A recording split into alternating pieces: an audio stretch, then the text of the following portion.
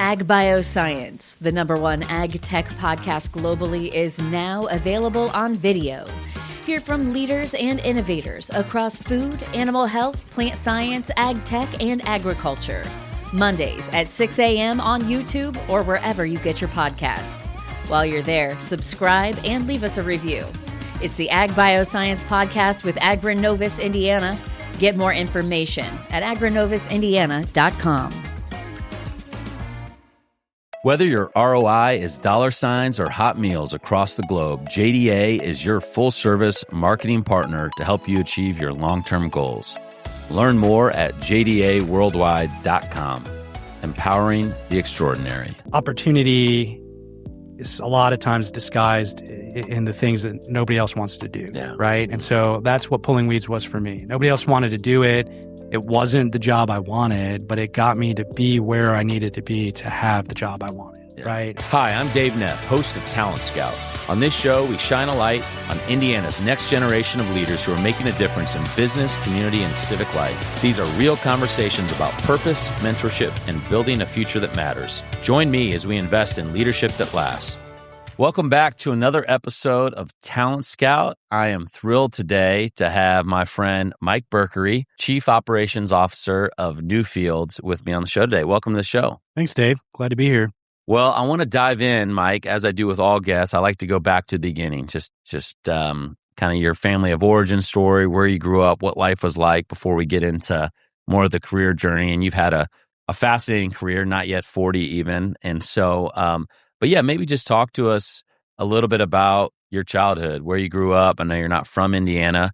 What was it like, family, that sort of thing? Sure. Well, thanks, Dave. And as you mentioned, I'm a Hoosier by choice. I've been in Indianapolis here for a little over 12 years now, but originally from the south suburbs of Chicago, which is home, and really, had a typical 90s upbringing, if you will, as a kid of the 90s, and spent a lot of time, outside with friends, and before the digital era, if you will. And so we got our hands dirty and did everything we could outside.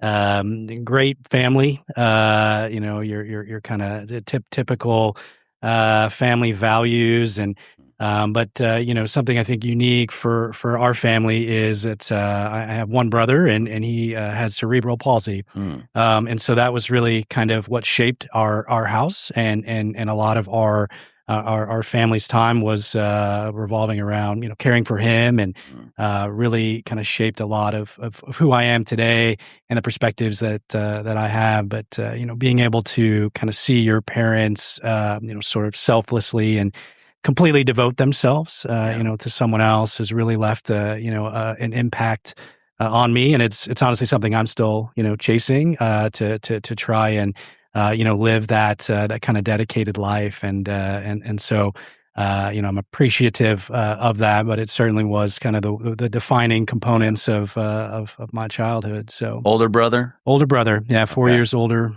4 years older.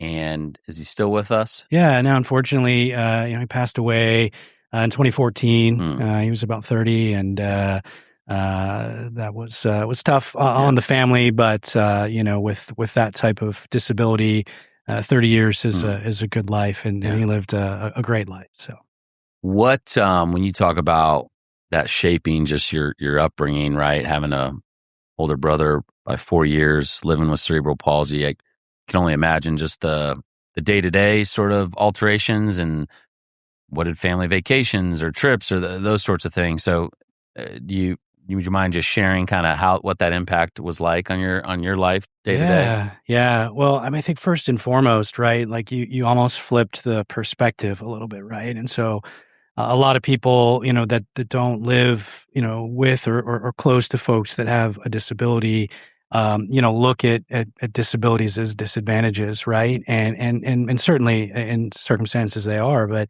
when you live with that on the daily basis, and you're around that, and you see that, and you see folks that have to overcome obstacles just to do what you and I can do, very naturally and very easily, you start to think about those the things that you do have, mobility and health and communication, as not entitlements, but almost responsibilities, right? And so that has really shaped, I think, my work ethic. It shaped the foundation of which I'm built on, because I don't take for granted the things that I have, right? And I want to be able to use those and see them as gifts. And so I think that sort of structurally has built the foundation for how I'm wired. And secondarily, Dave, you mentioned vacations, right? Yeah. And so we almost exclusively vacation to Disney World, a very accessible place for folks in wheelchairs, right? Yeah. And so it just became really easy from the time we left our house to the time we got there to the time we got back. Very easy. And so we went there multiple times a year, certainly at points in time. And much to my dismay, I gave my parents a lot of grief about that and kept saying there's other places we could travel. And are you a Disney family now? No, we haven't. We haven't been. I'm experiencing all the other places there are to travel, and as our kids get a little bit older, certainly looking forward to taking them back. But I think about it now and how formative that was to the work that I'm doing today. After we had been there, maybe 5 to 10 times.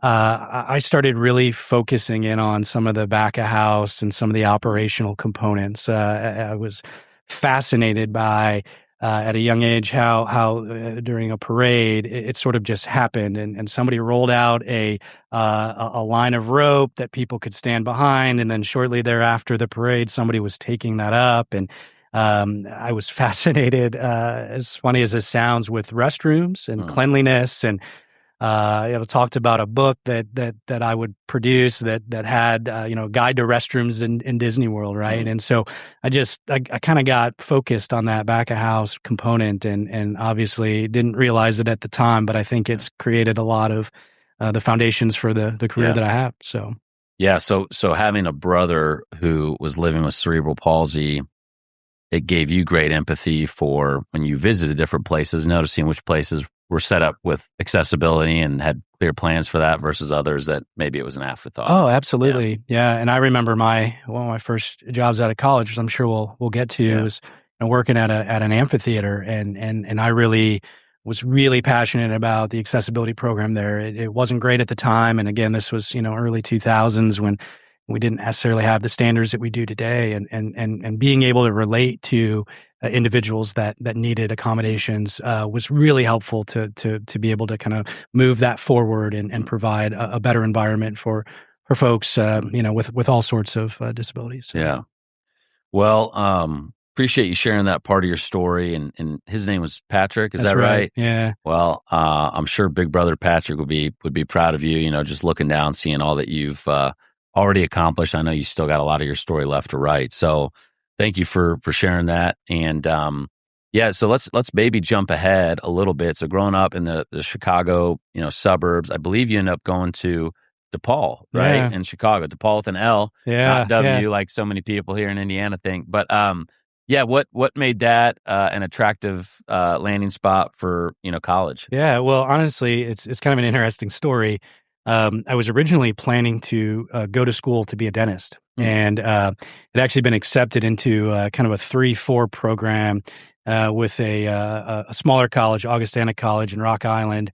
So I'd go 3 years there, and then I'd go 4 years at the University of Iowa, finish out my BA, and then my DDS. And senior year high school, final semester, organic AP chemistry just kicked my butt, and I just was saying, hey, I don't think I want to do this, for the next 7 years nor the rest of my life, and so kind of had a pivot there. And DePaul was kind of a family school. I had an uncle that worked there. 3 of my older cousins had all went there, and so it was kind of the default choice, if you will. But I was really starting to think about business, and DePaul is a great business school. It's in the heart of the city of Chicago, and a lot of its faculty are really adjunct professors that are practicing in their fields, if you will. And so there's a lot of reasons why it was a default choice, but it really made sense for me. So I went to DePaul and majored in finance, sort of the language of business is why I chose that. And it was a challenge. Math is not my strong suit. So, I picked something hard and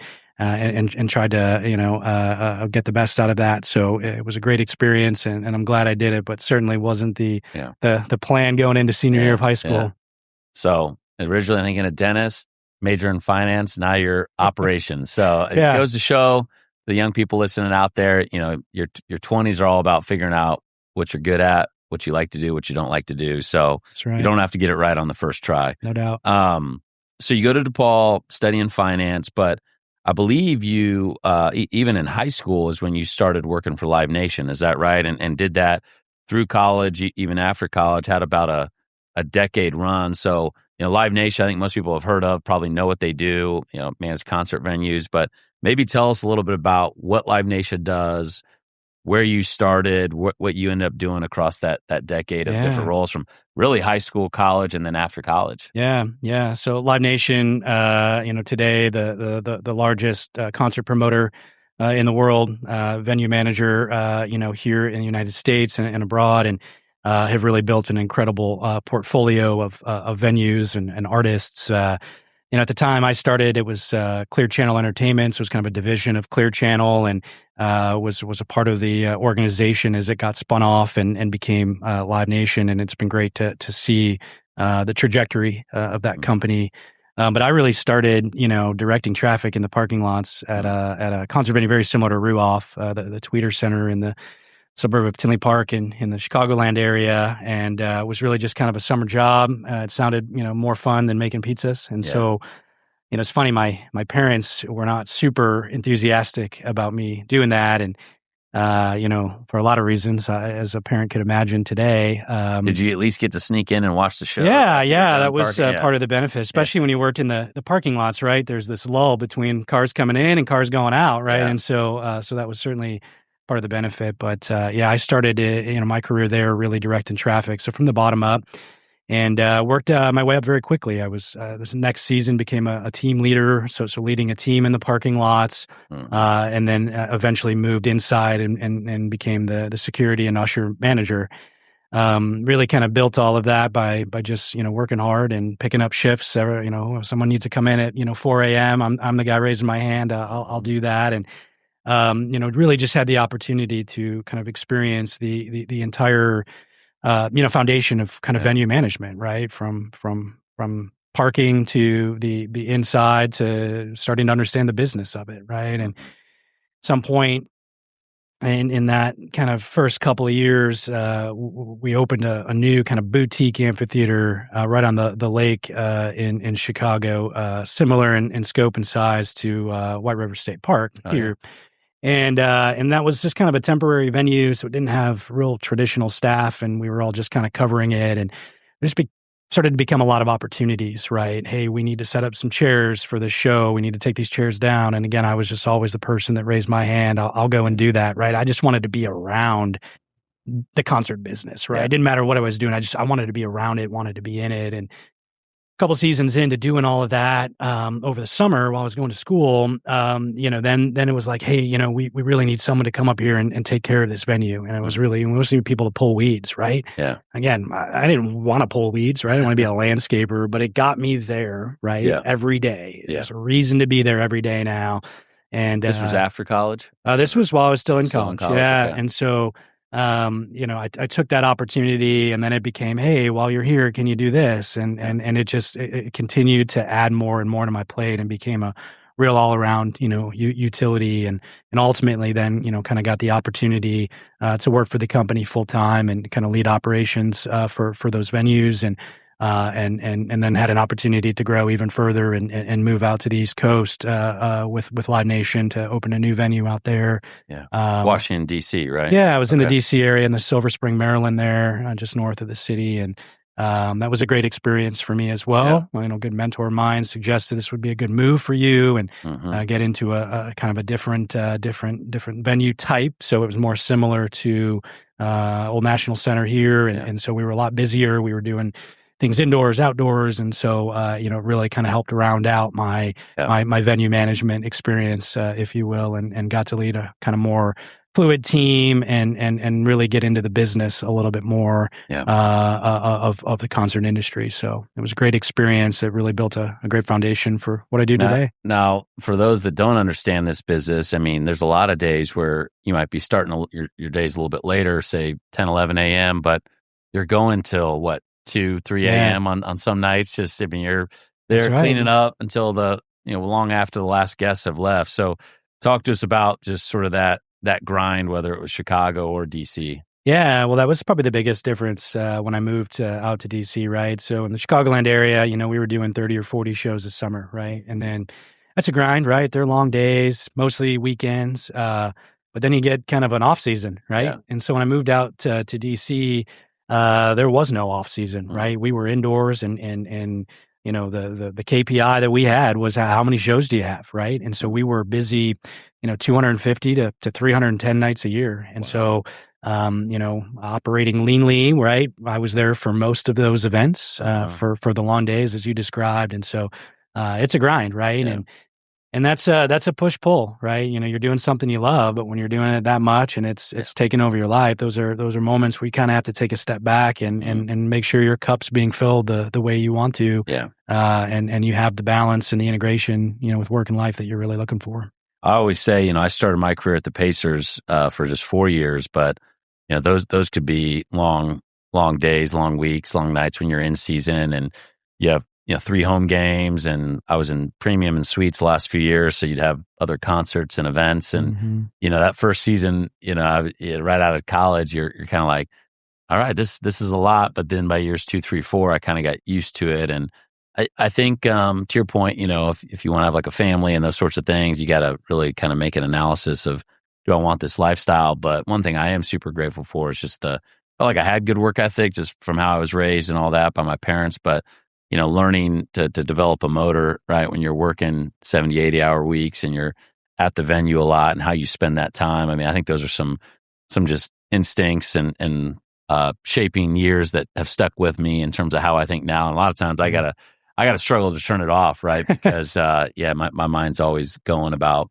what are the open loops that I have that I need to close. I don't know if you relate to that. But yeah. I mean, I love the open loop terminology. It's something I use frequently, and it's hard. It's hard to turn it off, and it's hard to be in this business too, right? Where you're managing public spaces, right? I mean, I have a hard time going to a Pacers game because I'm focused on operational components, trash cans, fire alarms. My wife laughs all the time. I'm taking pictures of stuff that nobody else cares about, but I find inspiration in those things, right? And how can I bring that back? So it's a hard switch to flip for sure. Thanks for joining us here on Talent Scout. We're going to take a quick break to hear from our sponsor, so stay tuned. Whether your ROI is dollar signs or hot meals across the globe, JDA is the agency built for you. Purpose-driven brands trust JDA for branding, creative campaigns, press releases, web development, digital strategy, and paid media solutions. From fundraising initiatives to driving revenue growth, the right partner puts your organization in front of the right people at the right time. Learn more at jdaworldwide.com. Empowering the extraordinary.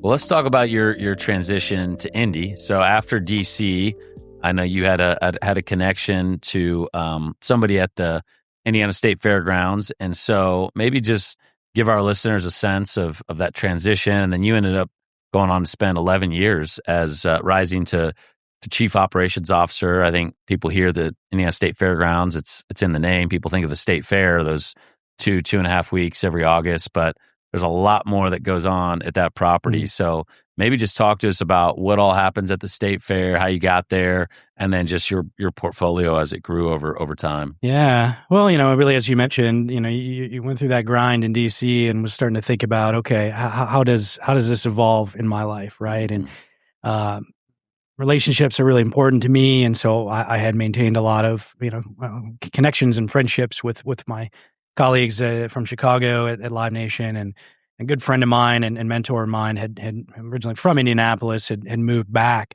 So he was with Live Nation. He was my boss there. And I moved to DC and he moved back to Indy and took a different opportunity outside of Live Nation. And we had just stayed connected. And ultimately he ended up at the State Fairgrounds. And so he and I had been in conversations about potential opportunities for me to come there and work with him. And ultimately, the way it worked was, hey, why don't you come and work here? But I'm going to leave and take a different opportunity. And so we didn't get a chance to work together again. But ultimately, he helped kind of facilitate the move and the opportunity for me at the State Fairgrounds. And what was your view of Indy prior to the move? Because you hadn't lived here or spent much time here. Yeah. Well, it was great, right? Yeah. I mean, I came here on a quick trip to to interview and be be kind of touring the city, and I just really enjoyed what I saw. It was very different than I was used to, right? In Chicago, DC, right? And so, but it just felt more like home than DC, right? It was a good,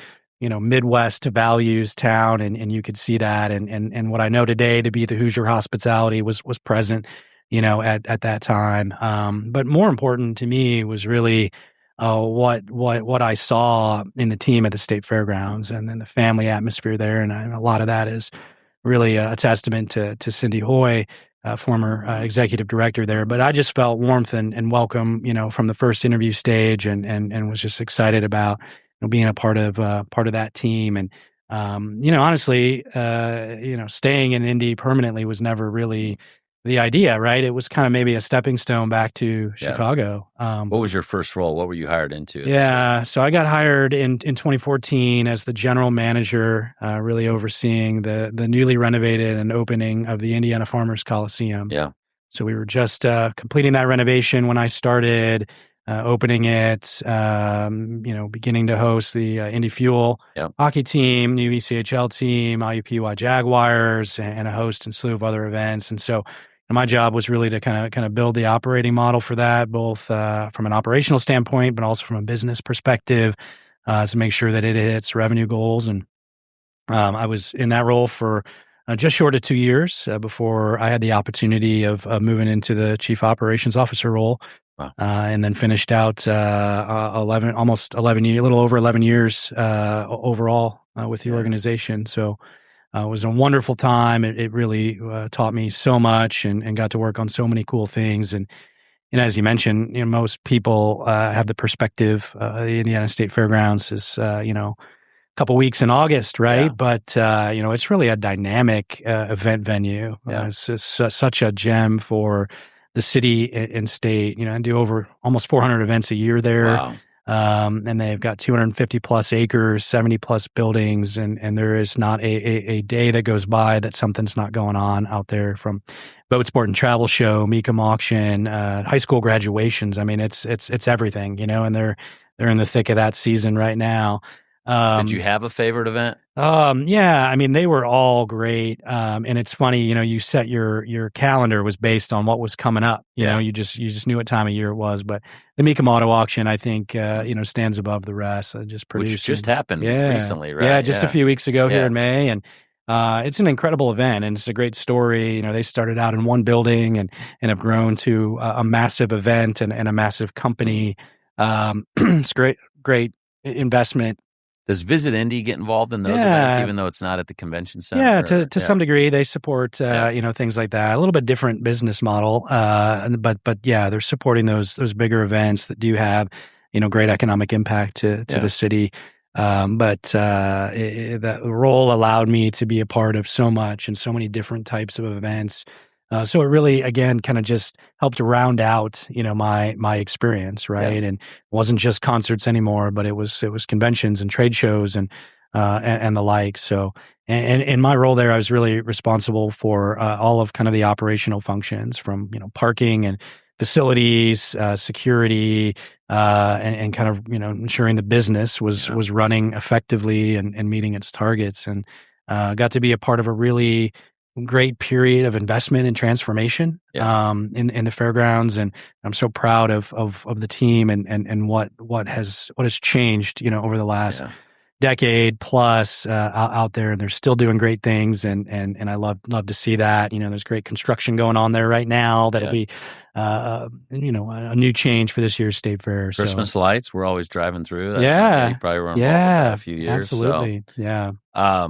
How did the hours shape up? When you say 400 events, and I know part of that when you left DC, it was like, okay, I know I'm going to work long hours if I'm in the event business, but did it lessen? Did it quickly ramp back up to sort of the same tempo that you had out in DC? Or? Yeah, maybe in the first couple of years, Yeah. right? But then as I moved into the COO role, had a really great team there that allowed for me to not have to be there as much, right? You knew when you needed to be there and when the key moments were, but the team was great. But when you do this type of work and even if you're not there on a Saturday, there's an event drawing 20,000 people, you're always thinking about it. Yeah. So it's never off your mind. You're hard always to be present when you're at home. Yeah, right? You're always getting updates and you're always thinking about how things are going. So it never leaves your mind. That's 24/7, 365 day a year operation, and you want to make sure everything's the way it should be. Yeah. Well, I know about a year ago, I think right last June, you made the move to Newfields to become their COO. And Newfields obviously has a rich history in our city. What made this just an attractive move or the right timing, after 11 years at the State Fairgrounds? I know Cindy Hoy recently retired, but just maybe talk to us, let us in a little bit on how you came to that decision. Yeah, well, I think there's a couple of factors there, right? And so, you mentioned the hours. I've got young kids now, and so my family dynamic changed a little bit over the course of my tenure, at the State Fair, and August became a challenge, right? And especially as my son entered entered preschool, and you're starting to balance those things, right? So while Newfields is just as busy and just as dynamic, it doesn't have this massive state fair that consumes you for a month. So that was an attractor by itself. But a decade plus, the state fair, we accomplished so much transformation. You built a great team. You're starting to get the itch for more, right? Yeah. And what else can we do? And I saw the Newfields opportunity just as an opportunity. As you mentioned, a rich history, but so much potential, right? It's such a gem for our city and such a unique asset, right? You've got a world-class art museum, a historic garden, 100-acre art and nature park. And I just felt they had just scratched the surface of the potential, right? It was very, great. I've spent my career here in Indy on 38th Street, right? So I went from one end to the other. And so I was aware of Newfields. We'd been there, knew what they were doing. And I felt it was a really good time to be a part of that team. And when I got to meet Lamont Booker, president and CEO, and hear his vision and the board's vision, I was excited about maybe being a catalyst in some of that growth and some of the potential opportunities in the future. So that was really the attractiveness. So it was another opportunity for me to kind of roll up my sleeves and really dig in and be a part of something transformative. That's great. Tell our listeners a little bit. I mean, I think, I don't want to assume everyone knows what Newfields is, but just the history of like how it got started. And obviously there's a Lilly mansion on the property, there was an Old Fields name. Now it's Newfields. Just sort of some of that history, because it's pretty deep for the city of Indianapolis. Yeah. I mean, we're well over 150 years old, and started out as the Indianapolis Art Association. A group of folks banded together and felt that was a needed asset in the city, and wasn't at our current location, but we moved to our current location, and sort of co-located with Lilly Estate, and built the Indianapolis Museum of Art. And at some point we were gifted the Lilly Estate, which is the kind of the Old Fields, the heart of the historic garden there, and the Lilly Mansion, if you will, and then expanded our cultural campus to the Virginia B. Fairbanks Art and Nature Park, which just sits on the other side of the canal, which is a free and open to the public art and nature park. So that's really the compilation of Newfields as a cultural campus. How many acres? All of those assets. It's 152 acres in total. And then said State Fair was 270. Yeah. So both dynamic complexes, right, and incredible assets. And then Newfields also has the Miller House and Gardens down in Columbus, Indiana, which is another important part of who we are. And so you start to look at, the campus environment, it was very attractive because there's a lot of parallels to the State Fairgrounds. Yeah. So, and Newfields is just as dynamic with what we've got going on. There's something going on every day, and it's a little bit different type, but it's the principles and foundations are all the same. And I believe you said about 300 full-time staff at Newfields. What was that at? What did that look like at the State Fair? Yeah, so the state, about 300 at Newfields. State Fair, we were about 85, 90 full-time employees. Obviously, we relied on a lot more, part-time and casual employees at the State Fair as we flexed throughout the year. But so 300 full-time at Newfields. What's maybe been, and I know Newfields has gone through a lot of changes and some challenging moments in recent years that even predate you, but your new CEO, Lamont, I think he's about 18 months in. So you came in shortly after he began. Maybe start with what's year in, what's maybe been the most challenging thing that you've encountered in your new role with Newfields? Yeah. Well, I mean, certainly there are a lot of parallels, right, to the work I've done previously. Concert venue management, state fairgrounds operations, right. But coming into an environment where you've got art and nature at a very high level was really something I had to learn, right? And so I like to joke, I traded livestock for artwork. Yeah. And if you think about it as a facility manager, right, both of those tenants, if you will, have unique requirements of their facilities, right? And so really learning what those are at both places, right, was a part of what I had to dig into, right? And so how do I see my role as a steward of the campus, a steward of the assets, a steward of our collection. And in order to properly steward that, I really have to understand its needs. And so thankfully, great team at Newfields has educated me and brought me along and helped me understand that. But I would say that's the biggest challenge, is just taking what you know and applying it in a completely different environment, right? Yeah. And what are the threads and what aren't, right? What do I have to learn again and start over with? So yeah. Well, maybe on the flip side, what has you excited about the future of Newfields? Are there any exciting events or exhibits we should be watching out for? Yeah, I mean, gosh, it's such a transformative time right now. We just completed a 5-year strategic plan. We're in the middle of developing a master plan. And so I think the next 5 years is going to be really exciting and transformative for Newfields. And very similar to the State Fairgrounds. I got to be a part of a lot of those efforts at the State Fairgrounds, leading master planning there as well. And we got to see a lot of historic investment. So I'm excited to be a part of those efforts at Newfields and really realizing, great planning, turning into a long-term objective. But I think more tangibly, we've got this $9 million flower and vegetable garden project that is underway right now that I'm helping to manage, and it'll be done later this year and open to the public next year. And that's really kind of restoring, the heart of the historic garden, if you will, and it's really based on a lot of the, grandest gardens in the world. And so I'm really excited about that. I think it's going to be a really unique asset. And literally, it's at some point in time they paved the garden and made it a parking lot, and now we're bringing it back to this historic garden. So it'll be so transformative, and it's going to be a great gem for people to visit. We've got a lot of other exciting pieces coming to, some really exciting, kind of bold and global contemporary art coming back to our fourth floor later this year. That's going to be really exciting. We've got the Summer Nights concert series coming up here in just a couple weeks, which is always great. So there's a lot out there Harvest Nights, Winter Lights. Yeah, we're coming up on our 10th year of Winter Lights this year. So, look for some new and exciting elements to be a part of that. It'll be a can't miss visit this year on the summer, or on the Christmas tour, if you will. So that I just think, keep an eye on Newfields. There's a lot of momentum and a lot of great things to come. Well, we were talking in preparation for this, Mike, just about, knowing your strengths, and you shared as COO, and this is fitting, that you're an integrator, right? To maybe use EOS language that people might be familiar with.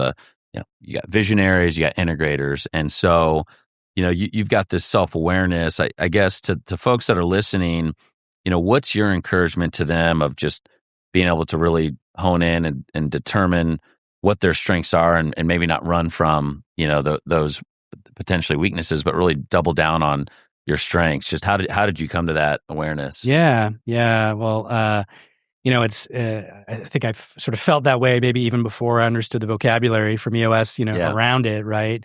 But I think for me, it's about constantly trying things, right? And really understanding what are you good at? What energizes you? Yeah. You know, and I think those two components are really important, right? If you've got energy behind what you're doing, your work product's going to be greater. You're going to be, more excited to take it on, right? And so, for me, it's about trying it, and with no effort, there's no error, and you kind of have to have that error, right? And say, hey, this maybe isn't where I, can add the most value, right? Yeah. And constantly going through that. But to me, that's not necessarily an introspection, right? It's just about getting out there and doing it and figuring out what you're good at, and then leaning into that, leaning in hard, right?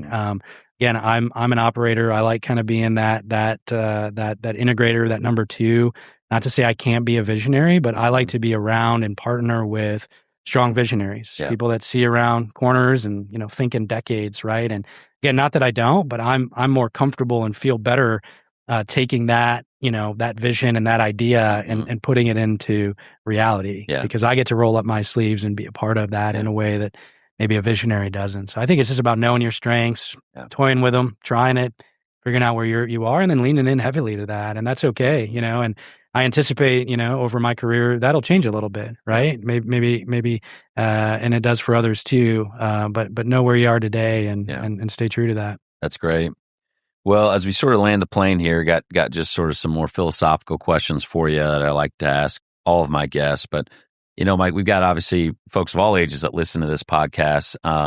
But as the name suggests, certainly geared towards people that might be earlier in their careers. So could you maybe share with our audience just something you did early in your career that has really been an accelerator for you? Yeah, gosh, maybe two things. Okay. One, running, and that's a pinnacle of my life. But specifically, mini marathon. Thank you for that.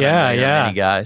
Yeah. Thanks for great weather this year. And my first year in the parking lots when I worked for Live Nation, what got me into that team leader role my next year was running, right? And I ran from side to side in the parking lot. We had this thing where we split the traffic into two lines as the traffic built, and I was always the person that could facilitate that because I was quick to run to the other side. And so small things like that where you can set yourself apart in some other way.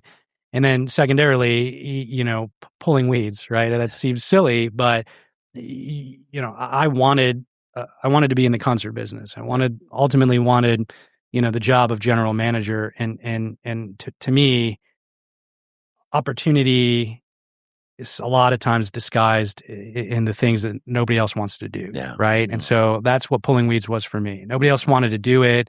It wasn't the job I wanted, but it got me to be where I needed to be to have the job I wanted. Right. And so identifying those opportunities and just, being humble to do that. Right. We have to put in the work. You got to roll up your sleeves.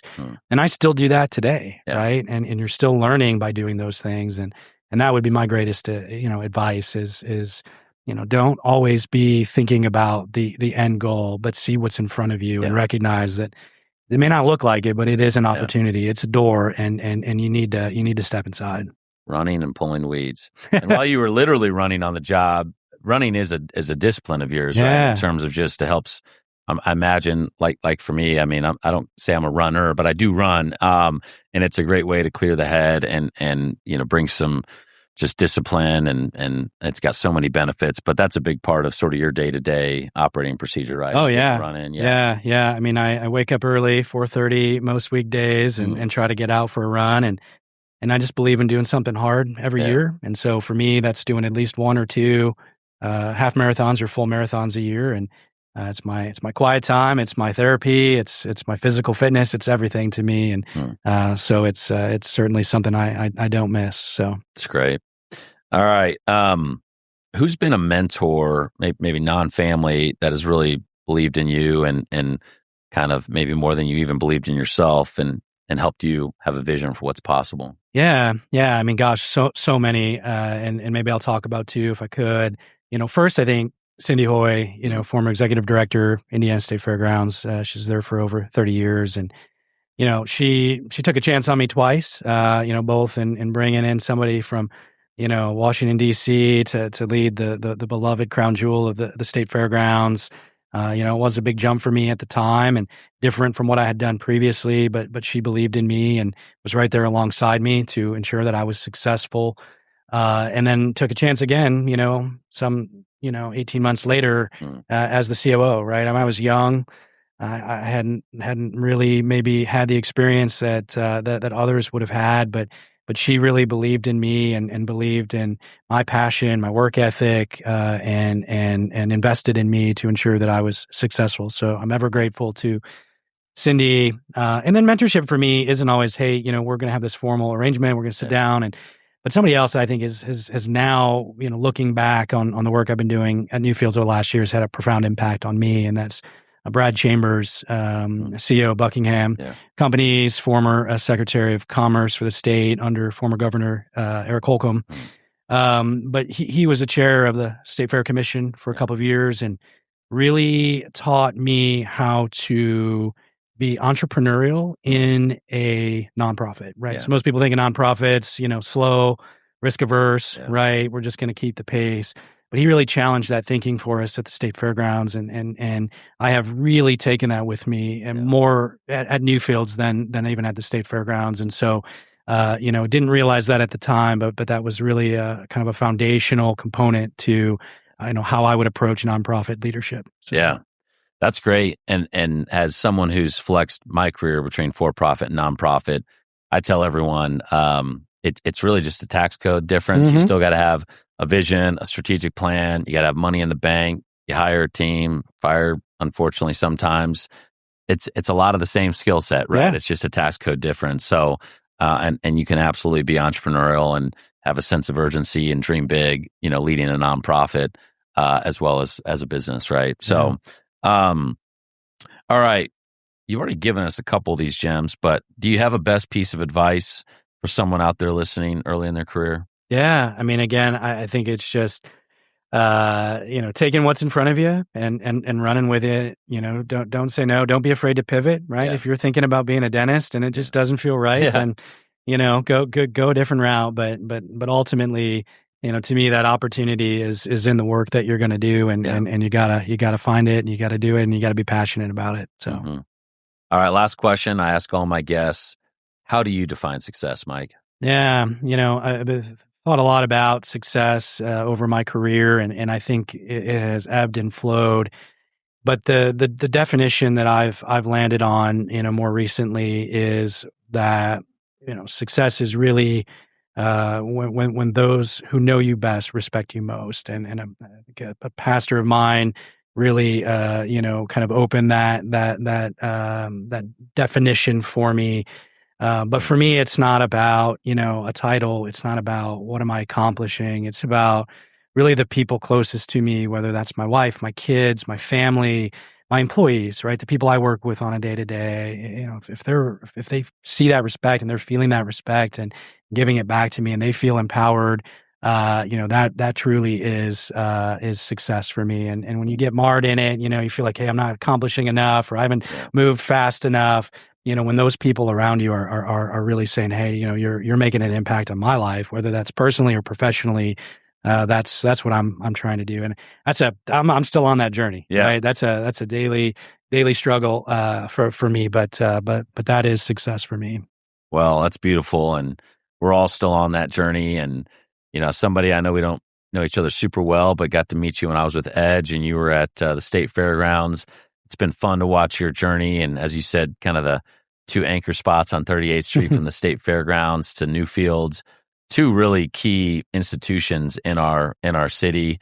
And I'm excited for you, your future, Newfields' future, and just really appreciate you coming on the show today. Yeah. Well, thanks, Dave. It's been great to get to know you over the years and see your journey as well. So look forward to continuing. Awesome. Thanks, Mike. Yeah. Thank you. Stay ahead with Inside Indiana Business Radio on Demand, your go-to source for the latest business news across the Hoosier State. Join hosts Gary Dick and Alex Brown every weekday morning and afternoon for concise updates on Indiana's top business stories. Subscribe now on your favorite podcast app or listen at ibjpodcasts.com. Your commute just got smarter. Turn drive time into growth time. The IBJ Media Podcast Network gives you front row access to leaders shaping Indiana's economy, culture, and future. No filler, just smart, relevant, local storytelling you won't get anywhere else. Find all of our shows by searching IBJ Media in your podcast app or visit ibjpodcasts.com.